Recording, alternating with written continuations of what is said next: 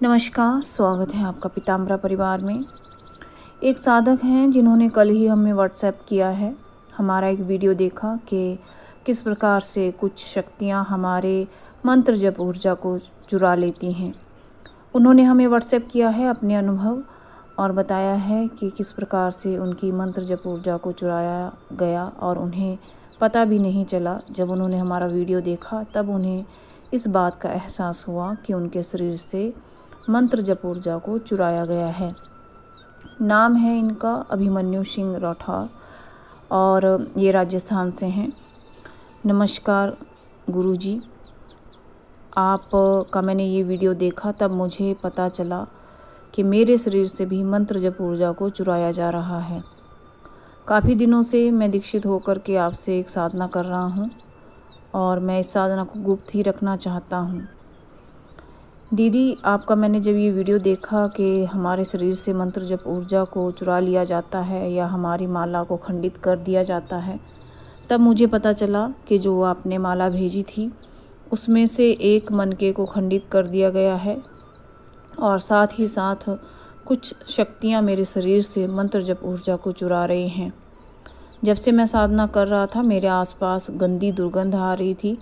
मैं साधना के दौरान बहुत सारी अजीब अजीब शक्तियों का आभास अपने आसपास कर लेता था।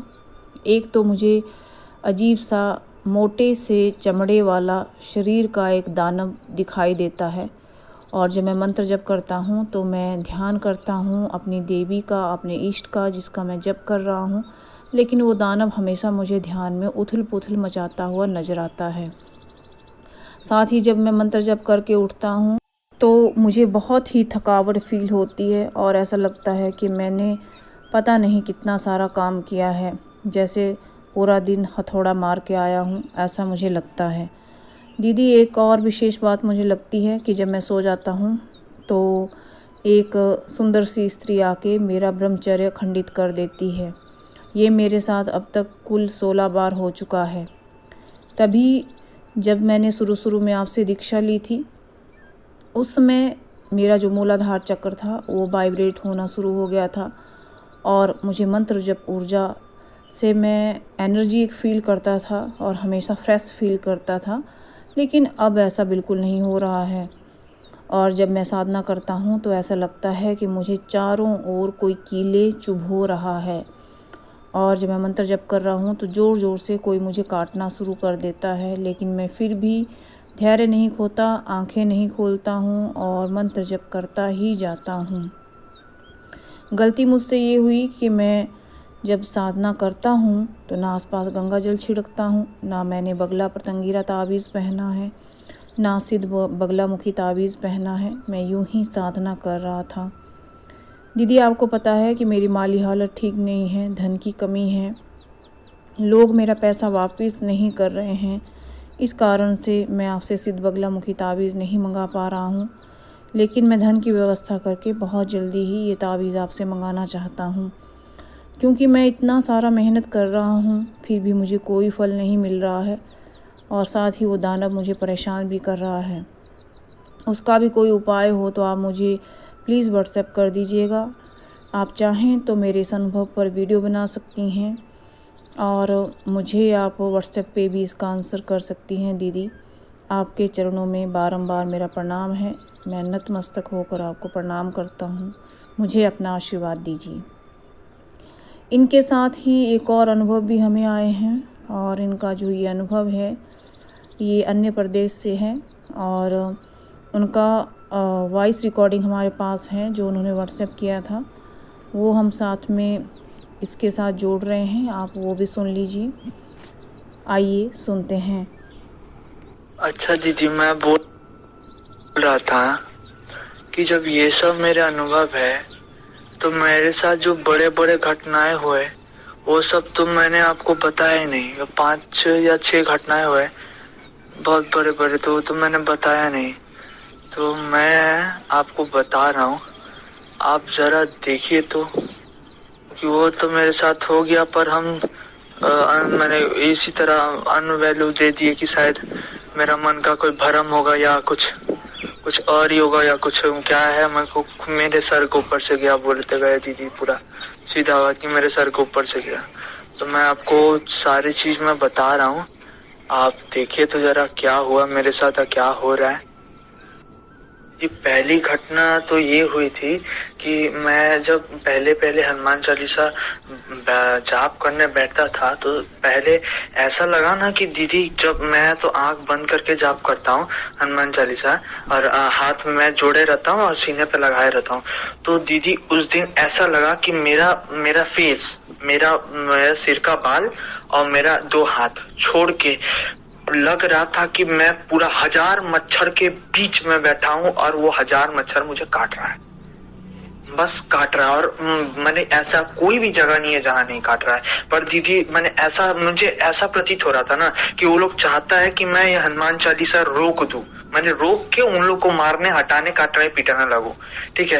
पर मैंने उस दिन ये ठान लिया था कि तू काट, आज तू कितना काटेगा तू काट, हम करेंगे पूरा, हम आज 7 बार पूरा करके ही उठेंगे। नहीं तो दीदी प्रत्येक बार इसी तरह होता था कि कहीं मच्छर काट रहा था, ये होता था, मैंने ठीक तरह से कर ही नहीं पाते थे। उस दिन मैंने पूरा छोड़ दिया दीदी कि अब तुमको जितना काटना है तुम काटो। तो दीदी आप बताइए, एक मच्छर कितना देर तक काट सकता है? 2 मिनट तक, 3 मिनट तक, 5 या 6 मिनट तक नहीं काट सकता। तो 7 बार हनुमान चालीसा में एकदम अच्छे से पाठ करता हूँ, तो 7 बार के मैंने पाठ किया हूँ। उसके बाद जब मैं आंख खोलता हूँ तब मैं देखता हूँ मेरे आसपास एक भी मच्छर नहीं है और मेरे ठेवना पे जस्ट मेरे एक मच्छर आके बैठा हुआ है। और दीदी यदि 5-7 मिनट तक कोई मच्छर काटता है तो उसका शरीर फूल जाता है खून के मारे, और वो कितना भी खून पिए उतना खून वो रख ही नहीं सकता, 5-7 मिनट तक काट ही नहीं सकता, क्योंकि उसके पहले उसको उड़ जाना पड़ेगा। क्योंकि एक मच्छर कितना भी खून पिए तो 1 बूंद, उससे 2 बूंद, तो यदि 5-7 मिनट वो लगातार कंटिन्यूसली काटता है तो उसके अंदर तो 1 से 2 बूंद कब का आ जाता है, 30 से 35 सेकंड में ही उसके अंदर आ जाएगा 1 बूंद या 2 बूंद से खून। तो ये क्या हुआ था। और दूसरी बात दीदी मेरे आज सुबह में हुआ, ऐसा लगा कि ये कोई मेरे एकदम मैंने 3:35 हो रहा था, पूरा डैम श्योर दीदी। मैंने उठ के मैंने पहले टाइम देखा 3:35 हो रहा था, तो मेरे को ऐसा मेरे को जो सपने में दिखा, मैंने कौन आया था वो मैं नहीं देख पाया, वो मैंने आंख खोलने के साथ साथ भूल गया। हुआ इस तरह की कोई एक मिनिमम 30-35 साल या 26 साल का जैसा कोई एक लड़का आया और मेरे को ये बोल रहा है कि मनुष्य जीवन मिला है तुम्हें तो भगवान का नाम करो, कीड़े मकोड़े इधर उधर पशु पक्षी बन जाओगे तो मिल नहीं पाएगा तुमको, ये मंत्र जाप या कुछ तुम नहीं कर पाओगे, मनुष्य जीवन मिला है भगवान का नाम करो। उसके बाद ही जो आपने मेरे को कल किया था ना कि हम नहीं छोड़ेंगे तुमको, अपना ख्याल रखो, तुम्हारे साथ हम हैं, तो ये बात इतना जोर जोर से रिपीट होने लगा मेरे ब्रेन में, लग रहा कि कोई चीख के चिल्ला रहा है। और मैंने क्या बोले दीदी, हकबका के मेरा नींद खुल गया आज सुबह। दीदी मैं ये बोला था कि 1 सप्ताह 3 दिन या 2 सप्ताह 3 दिन का आगे पीछे का ही बात है। तो मैं ये बोला था कि जो ये है मेरे जब मैं जाप कर रहा था, आपको पता ही है मैं किस मंत्र का जाप करता हूँ, क्या क्या करता हूँ, तो दीदी तो मेरे को ऐसा लगा कि मेरे पीछे कोई खड़ा है, और वो खड़ा था दीदी, डैम श्योर मुझे खड़ा था, इतना तगड़ा फीलिंग हो रहा था कि पूरा खड़ा है मेरे पीछे। मेरे को जितना दूर लगा मेरी माँ खड़ी है, पर मुझे ये लग रहा था कि माँ आएंगी तो पहले ही तो मेरे को पटक के मारना शुरू कर देगा, कि हम इतना गलती करता है। ऐसा कोई भी ऐसा दिन नहीं होगा दीदी कि मैंने पूजा एकदम 100% किया है, कुछ ना कुछ चीज मेरे को भूलना ही है, और वो मैं भूलूंगा, वो मेरा आदत हो गया है, मैं प्रत्येक पग में भूलता हूँ।